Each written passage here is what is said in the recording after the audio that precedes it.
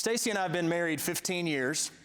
We met in June of 2009, and we married in December of 2009.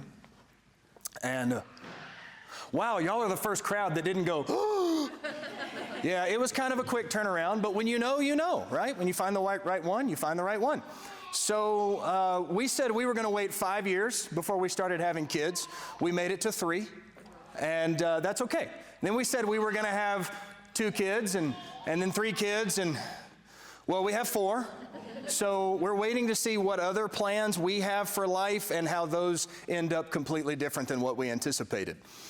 We have lived in Greenville, South Carolina for 8 years. If you've never been outside of Texas, or if you've never been outside of West Texas, you need to come to South Carolina, okay? We have a beach on one end of the state, really cool. Historic Charleston, South Carolina, beautiful place. We're not at the beach. We're on the other side of the state. We're in the northwest part. We're about 3.5 hours across the state, and we live in the foothills of the Blue Ridge Mountains. You guys know what those are? You ever seen those before? Okay, it's kind of flat out here, we noticed. We're driving along yesterday, and my kids said, "Hey, Dad, what are these big white things with the propellers on them? What is that?" So we talked a little bit about that, and then they said, "Well, what are these things that are moving up and down constantly going into the ground?" So we had to talk a little bit about that too. We don't have those where we are. We don't make gas, okay?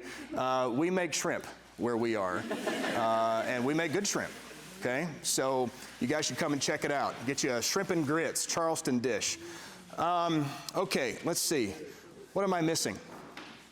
We think we're cool. We try to be fun. Sometimes we fail miserably, but we're looking forward to a good weekend with you guys, all right?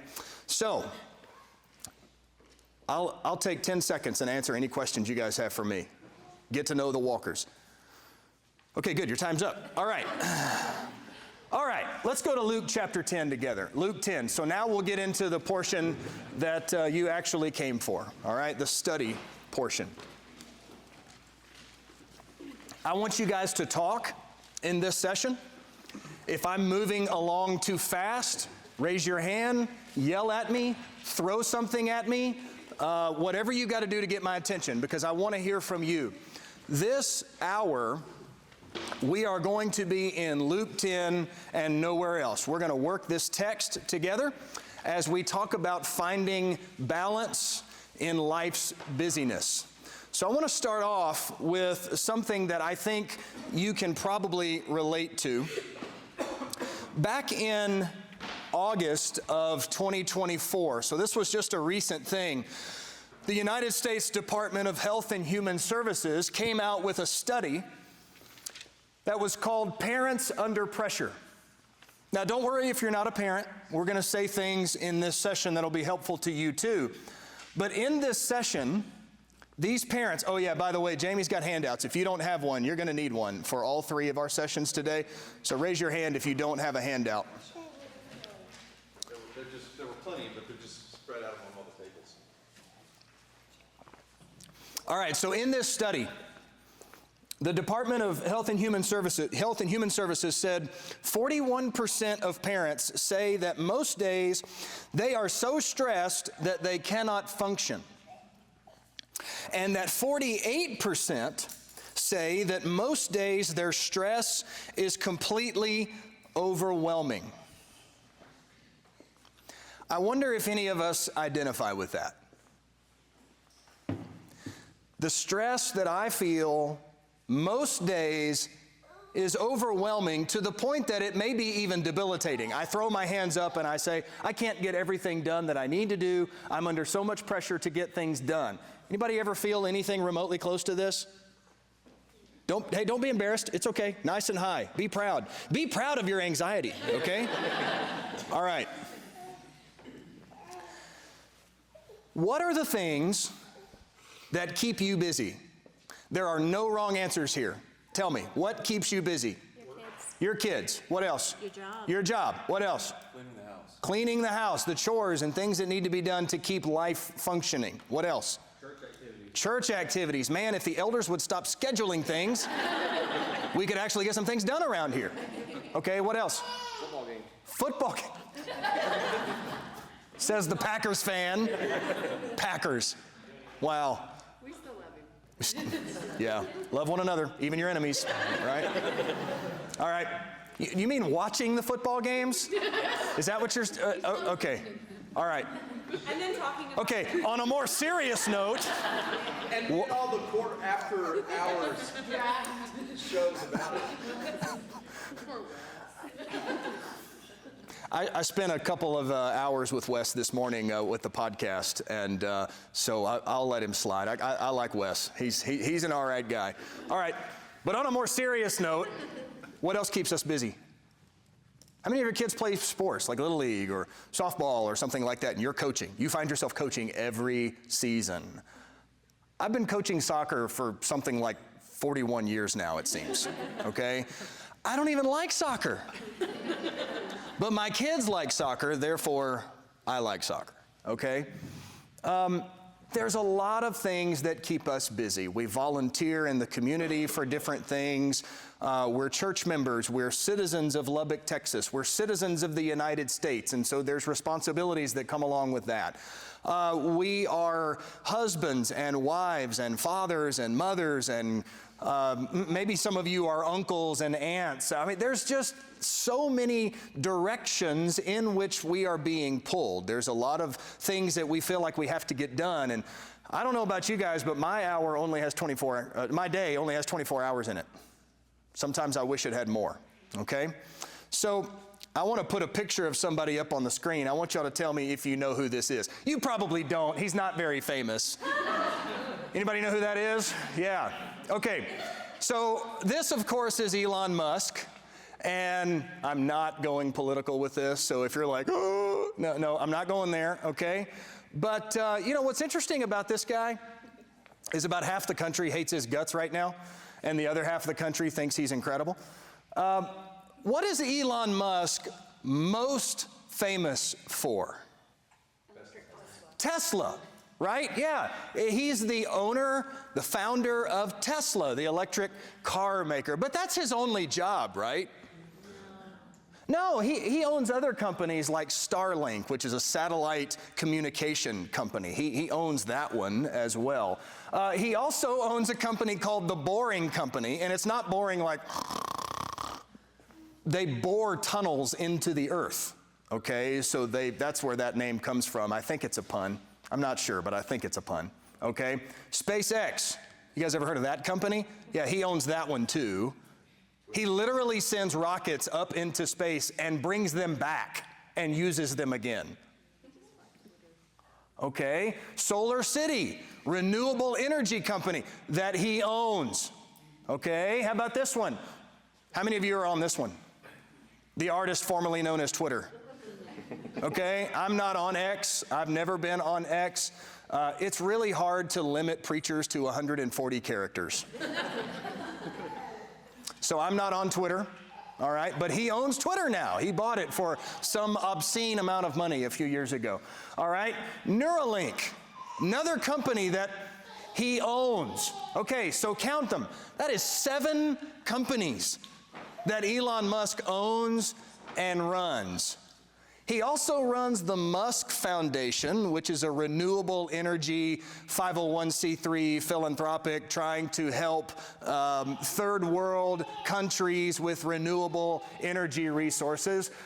He's also, I don't know if you heard about this one, he was also just put in charge of the Department of Governmental Efficiency under the Trump administration. And to add to this, the man has 12 children. And there's actually a woman who just a couple of weeks ago came out and said, 13? Hello, that's not a phone call you want to get. Okay. Do you think Elon Musk is busy? All right, so quit your whining, people. You're not as busy as he is. So what are you complaining about? All right. Now, this is obviously an extreme example. Elon Musk is literally the richest person in the world. He has a net worth of something like $403 billion. I've talked to my elders about that kind of money. It's just not there, they told me. He is literally the richest person in the world, and he is probably in the discussion for being the smartest person in the world. Okay, you guys may know this. He's somewhere on that autism spectrum, and he is extremely gifted. Okay?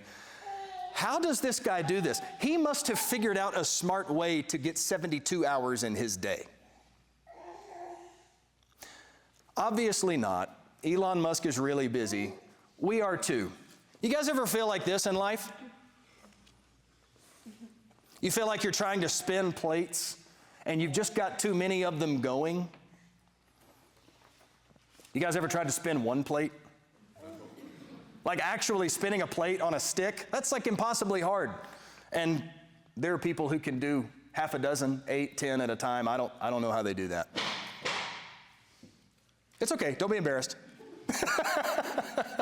All right, so with all of the things that are going on in life, do you ever stop and sit back and ask this question?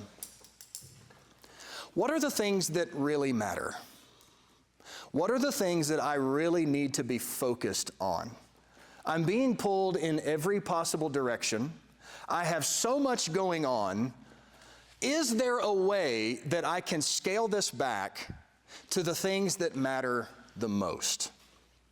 So in our session this hour, I want us to let Jesus answer the question, what matters the most? And then in the next hour, we're going to talk about how we can say yes to the things that matter the most. Once we've figured out what those are, then we can prioritize and say yes to those things. Okay? So that's where we're going this morning. All right. So, what are Jesus' priorities? What are the things that he valued the most? All right, so put your marker here in Luke 10. I just thought of some passages I want to consider with you before we start in Luke 10, because I want us to think about Jesus for a moment. Do you think Jesus was busy? Yes. Yeah, he was very busy, okay? Think about the things that Jesus did. His teaching, his miracles, all of the interest that, guys, the paparazzi followed Jesus around everywhere, okay? He had a lot of people that were curious, wanting to find out more, people that were completely devoted to him, others who were just a little bit curious, not quite devoted, but they wanted to find out more. Jesus had crowds around him all the time. Look back at Luke chapter 4, okay? Luke 4. Let's start reading at verse 40. Do you guys mind reading? If I call on you to read, are you okay to do that? Okay, can you, and guys, girls, doesn't matter who, can you stand up in a nice, big, booming, strong voice? And you don't have to stand up. As soon as I said stand up, the girls went, no, not doing that. Okay, can I get a volunteer to read Luke 4, 40 through 44? Tell me your name, please. Keelan. Keelan, okay.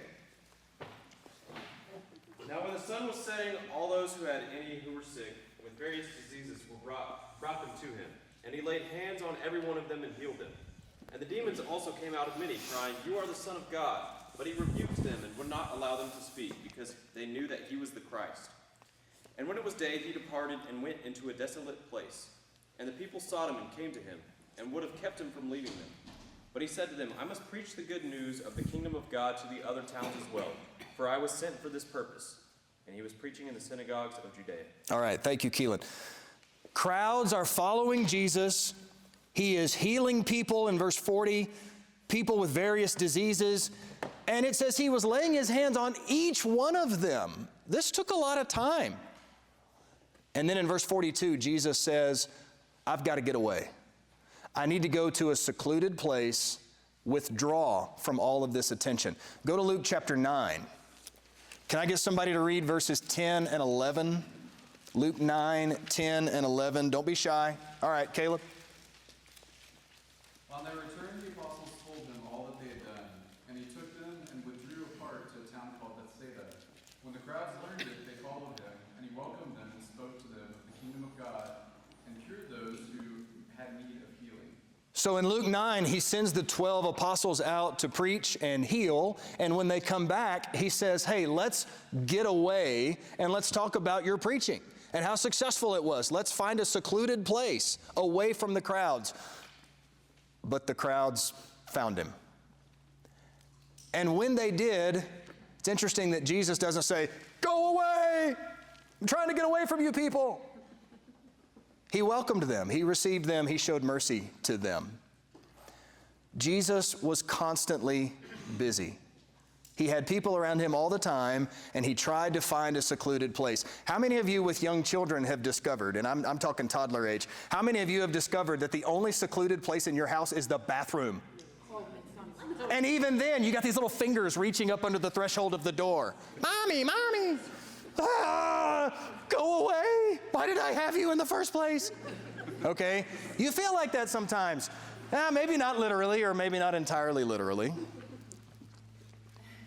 All right. Jesus felt that.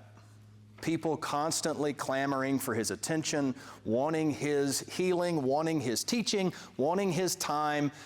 And Jesus even recognized, I've got to get away. I've got to step away from this. Now turn the page and go to chapter 10. So let's focus here.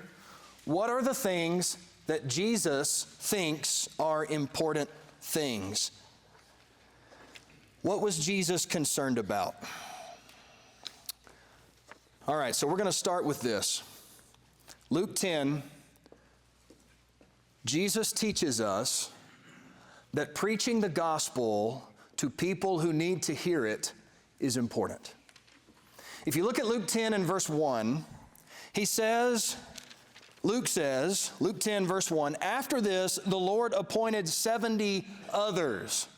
70 others.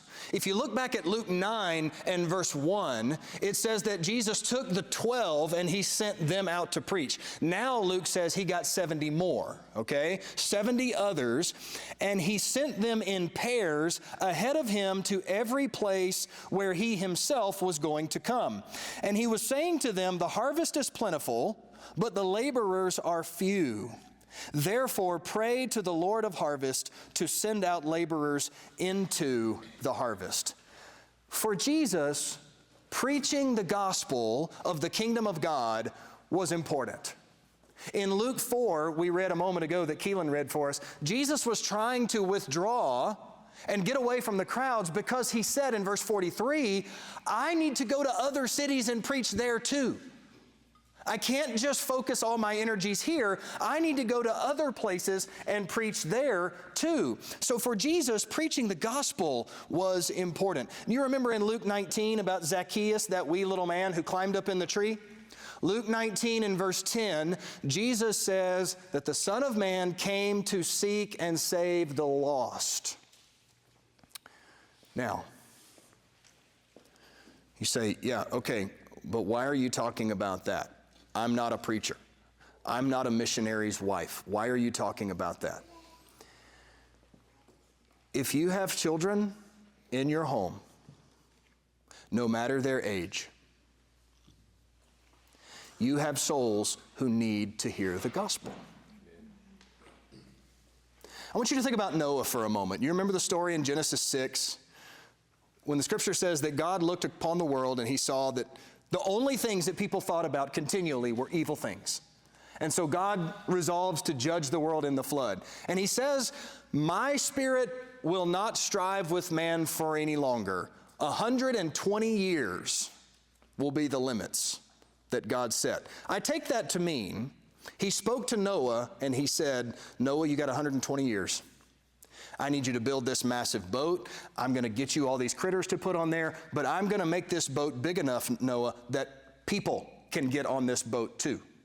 So for 120 years, Noah was preaching to everybody who came out and said, what you doing there, Noah?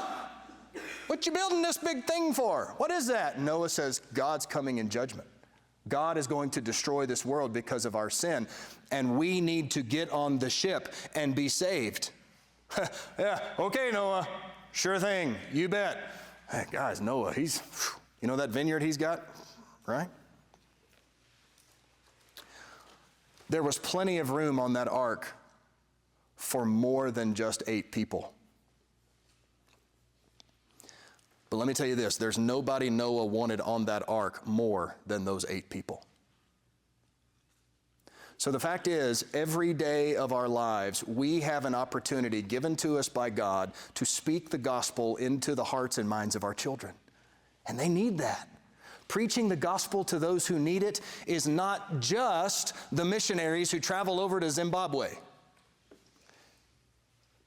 Your mission field as mothers and fathers is in your house. It's with your children. Because really, at the end of the day, while you want your friends and your neighbors and your coworkers to go to heaven, more than anything, you want your children to be there. The time we have with them is precious. You may not have kids yet. You may not be married yet. But one day, Lord willing, you will have this opportunity. Don't forget that one day your little precious innocent children are going to grow up and become not so innocent, not so precious sinners. And they need Jesus just like every other sinner in the world. Okay? Preaching the gospel to those who need it is something that mattered to Jesus. Now look at verse 16. Chapter 10, verse 16, Jesus says, "The one who listens to you listens to me. And the one who rejects you rejects me. And he who rejects me rejects the one who sent me." When your children listen to you, ultimately they're listening to the Lord. They're listening to God. And so let God have an opportunity to speak to your children. All right? So let's get the next thing. The next thing Jesus considered to be important. Oh, I've gotten off on my slides here. I'm sorry. Let me get back here. There we go. All right. Verses 17 through 20. The 70 that Jesus sent out to preach, you know what? I just put something up on the screen and then I stood in front of it. Sorry, let me get out of the way. The 70 people that Jesus sent out to preach, they went out, they healed, they performed miracles, and they came back to Jesus in verse 17. The 70 returned with joy, and they said, "Lord, even the demons are subject to us in your name." Jesus, we're able to cast out demons. Do you think that'd be pretty cool? I think that'd be pretty cool. To be able to perform miracles and help improve someone's quality of life, that's pretty great. But look at what Jesus responds. In verse 20, he says, "Do not rejoice in this, that the spirits are subject to you, but rejoice that your names are recorded in heaven."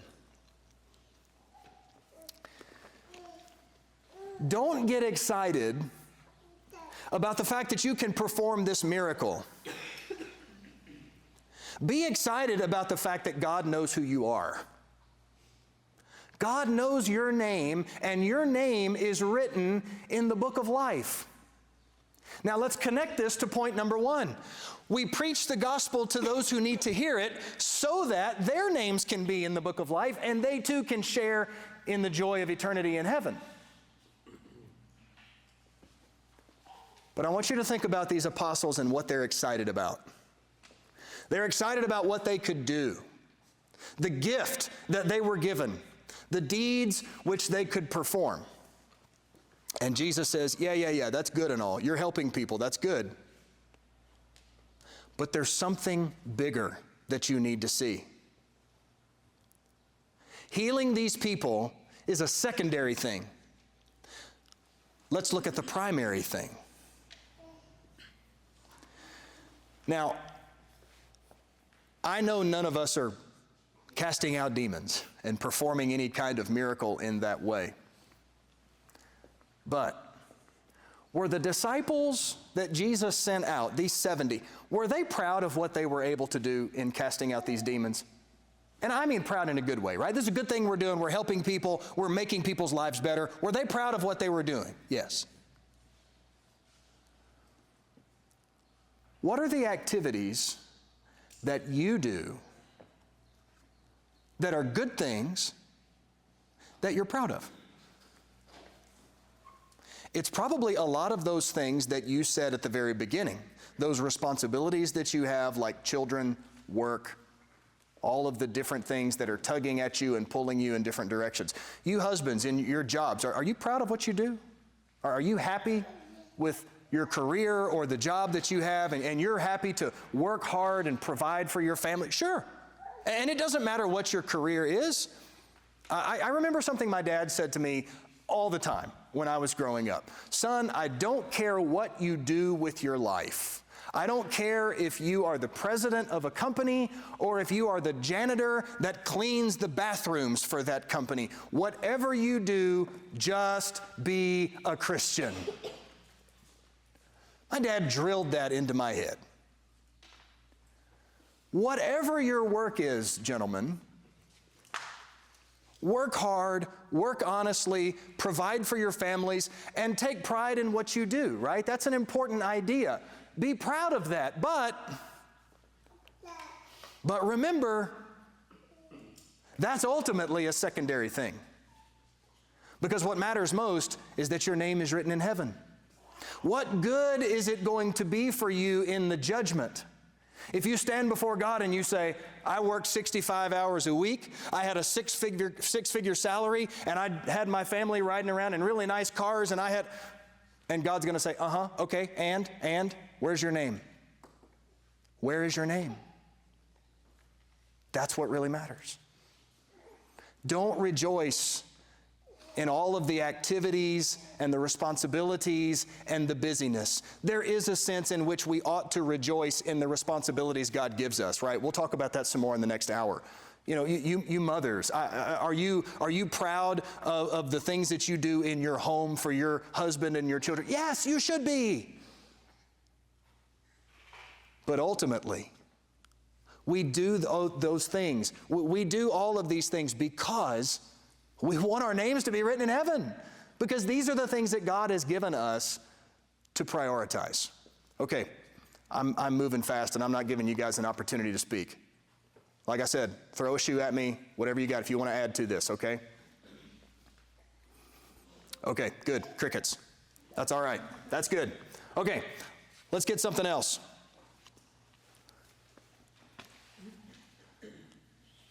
Luke 10, 25 to 28. You remember this story? There's a lawyer that comes to Jesus, and he asks him, what is the greatest commandment in the law? And Jesus said to him, when you read the Bible, what do you think the answer is? Did the lawyer know the right answer? Yeah, he did. In verse 27, the lawyer says, to love the Lord your God with all your heart, soul, mind, and strength, and to love your neighbor as yourself. That was the right answer. And Jesus said, yeah, that's right. Do this and you will live.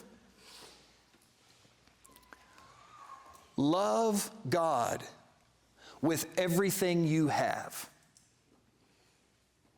That's what matters. Give God everything you have. This lawyer says, that's what the law teaches. And Jesus said, that's exactly what the law teaches. In all of our busyness of life, we can't forget, this is the one thing that comes first. This is the one thing that everything else is evaluated from.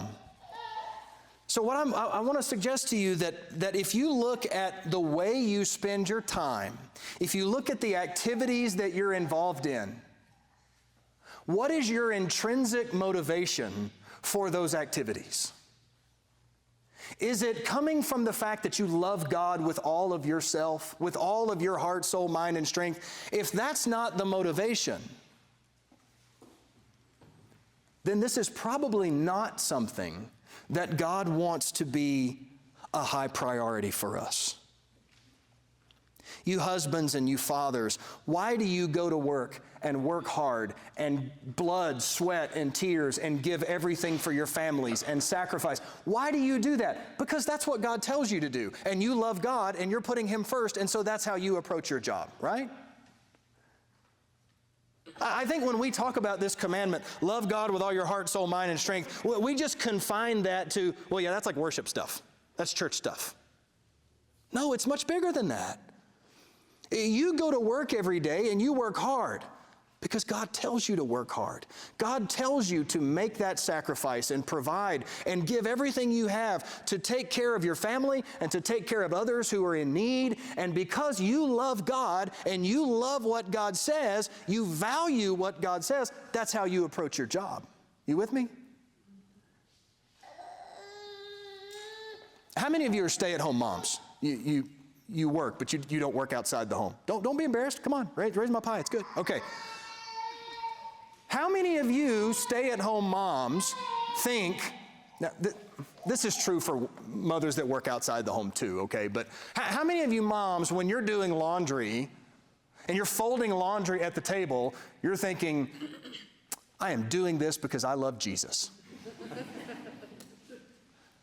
No, we don't usually think like that. Usually what we think is, I'm doing this because I can't have my child go to school tomorrow looking like a homeless child.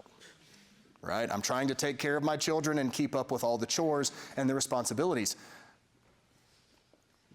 But what does the scripture say to mothers? Titus chapter 2 talks about how mothers should love their children and love their husbands and embrace these domestic responsibilities that God has given to mothers.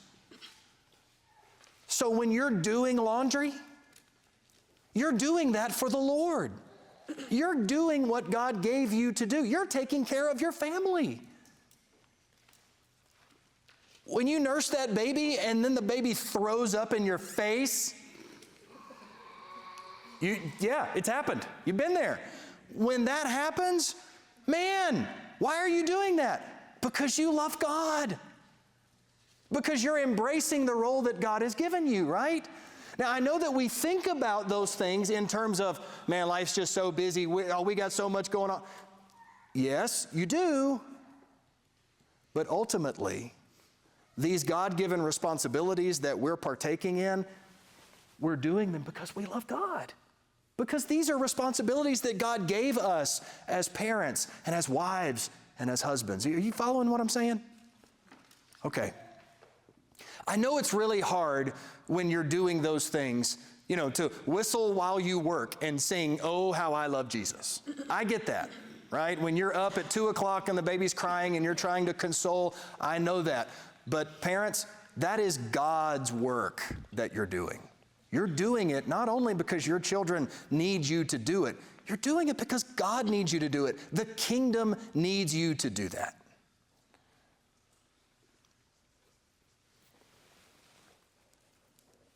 When mothers are often asked, "Do you work?" And what people mean is, do you work outside the home? You stay-at-home moms, don't say, "No, I don't work." You guys work harder than anybody else. Right? Husbands, back me up on this. They're working harder than we are, aren't they? I don't want that job. Absolutely. God didn't equip us to do that job. Yeah, that's right. Okay. Is it obvious to other people through our activities and the things that we are busy doing, is it obvious to other people that Jesus matters to us?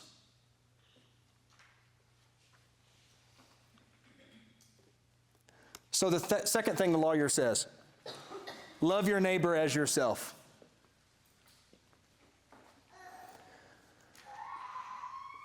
How many of our daily activities of life ultimately come back to this?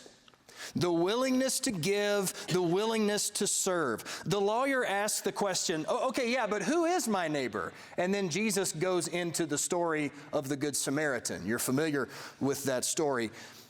Do unto others, do for others. Those are phrases that need to be commonplace phrases for Christians. As Christians, we are motivated by an intrinsic love and care and concern for other people because that's what God teaches us to be. God has an intrinsic love and care and concern for others.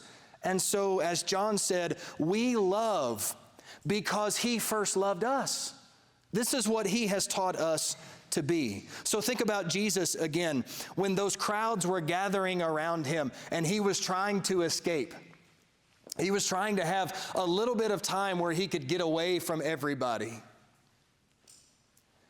And then those crowds followed him, and they pursued him, and they clamored for the things that he could give to him.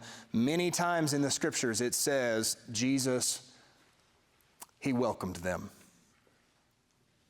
Because Jesus, as Matthew 9 says, he looked out over the crowds and he saw them as sheep who were scattered, who had no shepherd. He had compassion and he had mercy on them. Mark 10 and verse 45, the Son of Man did not come to be served, but to serve others and to give his life as a ransom for many. Jesus is always selflessly giving to others. He is like that jar of oil in the story of Elijah that the oil just never runs out, right? Now, in our next hour, we're going to explore that a little bit more. Because the fact is, my jar of oil runs out, and yours does too. So we have to think about some ways that we can preserve some of that oil so that we can keep burning brightly for others. Okay, we'll talk about that in the next hour. But Jesus is our model of showing sacrificial love and concern for other people.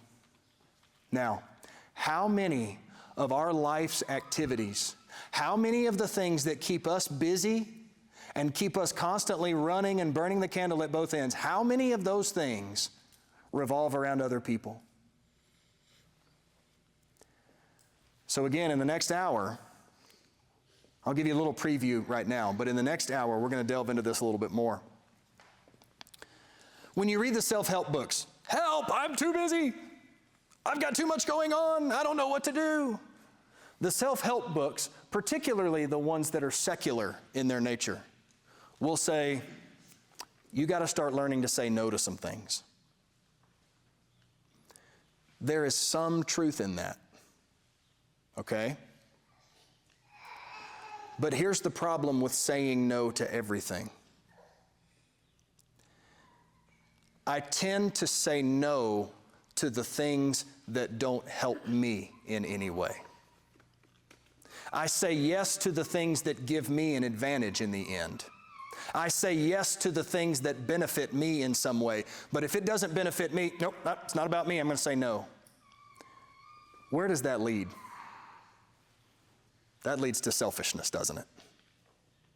I'm only going to do the things that help me and benefit me, then the me monster comes out, and we don't need to be the me monster. Okay? Jesus teaches us other people matter.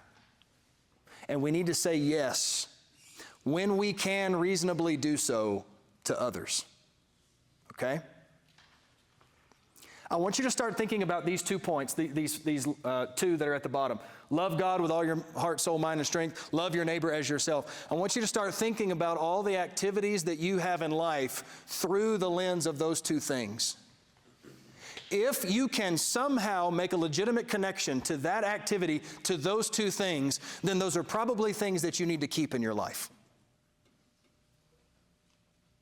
But if you can't make a connection to those things, it's not something that needs to be a high priority in your life. Let me give you just one example. I like to go on vacation every now and then. I like to do that. I need to do that, and there's a place for that. Vacation is good. I'm going on one next week. But my whole life can't be a vacation. My whole life can't be about fun and rest and removing responsibility. I can't let that consume me. I can't live for the vacation, right? How many of you guys like to play video games? It's okay, don't be embarrassed. Okay. Is there a space in life for you to play video games that's healthy? Yeah.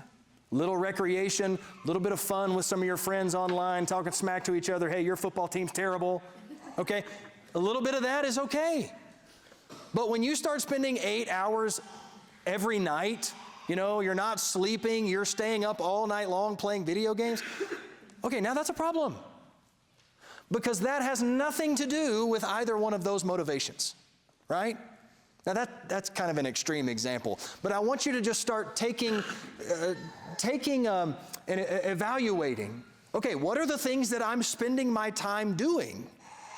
And do they fall in the lens of love God with everything I have and love other people? If they don't, that activity cannot consume me. That doesn't match up with God's priorities. Okay? All right, some of you are nodding like you're following me. So you guys got anything you want to say? Got anything you want to add? I know. That's brotherhood speak for sit there and close your mouth. I know. It doesn't fit your selfishness point, but one of the things that you said, oftentimes when I'm saying yes to things, it's usually the things that are maybe not necessarily good for me, but I want to do. And oftentimes I'm saying no to things that are good for me that I should be doing. Kind of like eating my vegetables versus cotton candy maybe. I know it's good for me, I know I should, but I gotta say no to something.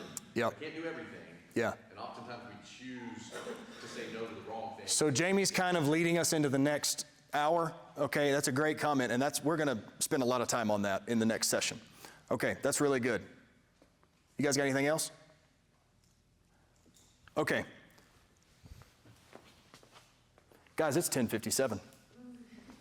All right. It's a fluid morning. All right, good. Let's close with this. I want to read this because we're going to spend a little bit of the next session in this text too. Can I get somebody to read this? Luke 10:38-42. Okay, thank you. Now as they went on their way, Jesus entered a village, and a woman named Martha welcomed him into her house. And she had a sister called Mary, who sat at the Lord's feet and listened to his teaching. But Martha was distracted with much serving, and she went up to him and said, Lord, do you not care that my sister has left me to serve alone? Tell her then to help me. But the Lord answered her, Martha, Martha, you are anxious and troubled about many things, but one thing is necessary. Mary has chosen the good portion, which will not be taken away from her. Thank you. All right, we're going to explore this in a lot more detail at the beginning of the next session, okay? But let's just point this out, and then we'll wrap up this hour, maybe a little early, so we can have a few more minutes in the next one. I want you to notice that Jesus does not rebuke or berate Martha. I think sometimes we give Martha a hard time. Martha had Jesus sitting in her living room, and she didn't even care that Jesus... No. Jesus doesn't rebuke Martha. He doesn't stand up and say, Martha, how dare you try to cook me dinner?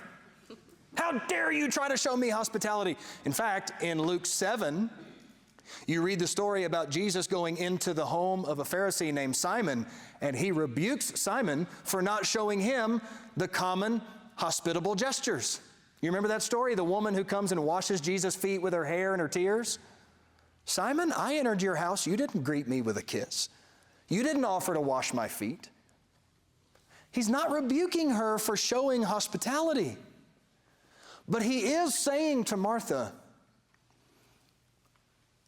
Martha, service is good, but hearing my words is better. So let's go back to Jamie's comment. There are things that we say yes to that we know deep down they're probably not the most important things. And when we do that, we end up saying no to the things that really matter. So how many of you have done this, as I have done hundreds of times?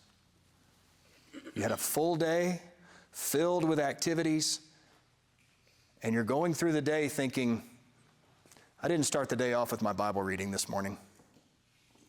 But I've just had so much going on today, and I didn't have time to do it, and you brush your teeth and you go to bed at night and you lay down and you say, I'm too tired to read my Bible. I had so much going on today, I didn't make any time for the Lord today.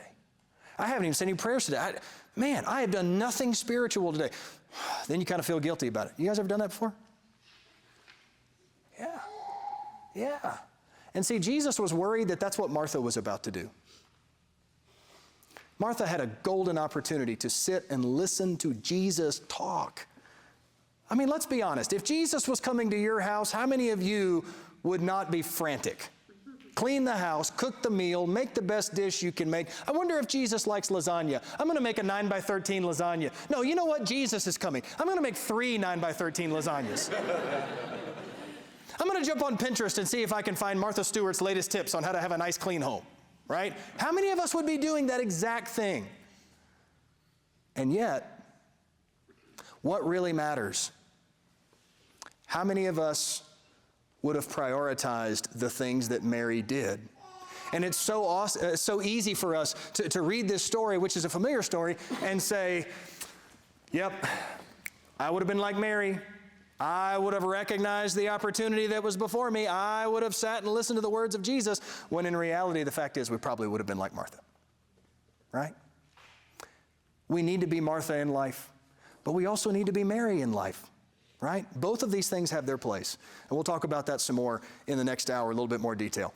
Okay, I'm done with this. So you guys got anything you want to add about Luke 10? I know this was a little more me talking. The next session be a little more you talking, all right? You guys got anything you want to add to this from Luke 10? These are the things that Jesus wants us to prioritize. So now that we know the things that matter, we'll take, a 10-minute break or so, 15-minute break, and then we'll get into the next session. Okay, how do we say yes to the things that matter? Okay? All right. Thanks, everybody.